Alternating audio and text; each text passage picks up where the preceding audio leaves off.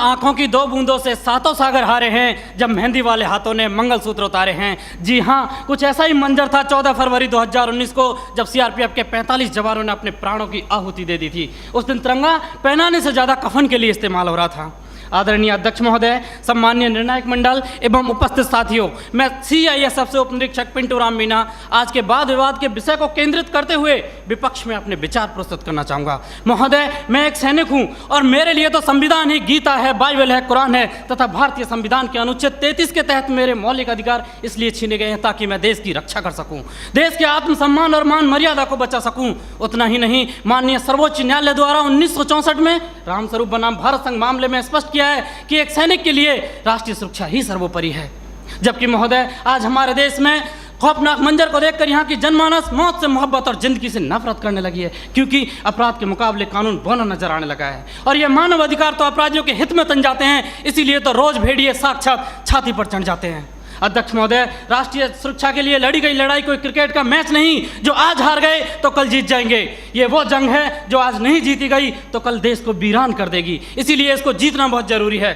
और हम रोज जीतते हैं तभी तो पंजाब की तर्ज पर जम्मू कश्मीर और उत्तर पूर्वी राज्य भारत के नक्शे में हैं, नहीं तो युद्ध विराम संधि, शिमला समझौता और ताशकंद जैसे कई समझौते रोज जम्मू कश्मीर की घाटियों में बेआबरू होते हैं। महोदय, राष्ट्रीय सुरक्षा का मतलब यह नहीं कि नक्सली आतंकी हमलों में जवाबी कार्रवाई न करें।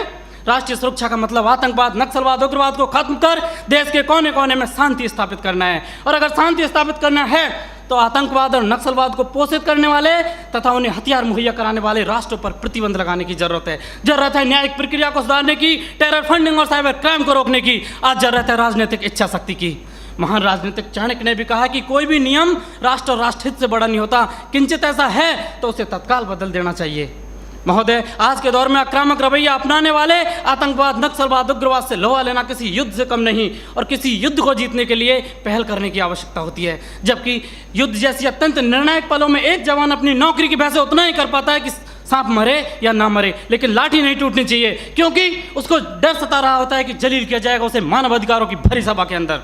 उसे डर सता रहा होता है कि ना तो कानून छोड़ेगा और ना ही तिल का ताड़ बनाने वाली मीडिया की पैनी नजरें छोड़ेंगी, जिसका ज्वलंत उदाहरण पहले कश्मीर में जवानों के सिर कटवाए तब जाके सर्जिकल स्ट्राइक किया। 20 भारतीय सैनिकों ने गोली खाई तब म्यांमार में घुसकर ऑपरेशन ऑल आउट किया था। 45 जवानों ने शहादत दी तब बालाकोट एयर स्ट्राइक की। काश ये एयर स्ट्राइक, सर्जिकल स्ट्राइक और ऑपरेशन ऑल आउट पहले ही हो गए होते तो एक पत्नी का सुहाग, एक बुढ़े माँ बाप की बुढ़ापे की लाठी, एक बहन की राखी और एक बच्चे का भविष्य अंधकार में नहीं होता। महोदय, डॉक्टर भी कैंसर का इलाज करता है तो संक्रमित कोशिका को काट कर फेंक देता है ताकि वो नासूर ना बने, और आज हमारे देश में आतंकवाद, नक्सलवाद और उग्रवाद तो उससे भी गंभीर समस्या बने हुए। ये एक नहीं, दो नहीं, तीन नहीं, हजारों निर्दोष लोगों की जान ले लेते हैं। महोदय, मेरे विपक्षी साथी किन दरिंदों के लिए मानव अधिकारों की दुहाई दे रहे हैं?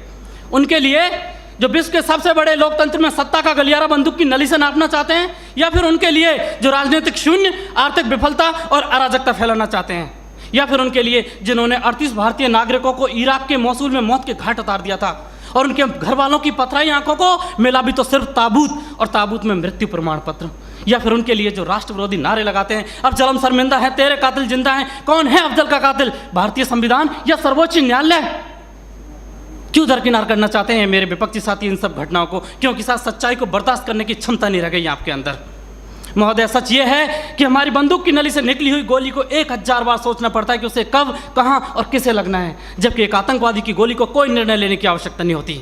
एक जवान की उंगली अगर ट्रिगर पर है तब हम यहाँ खुली हवा में सांस लेते हैं।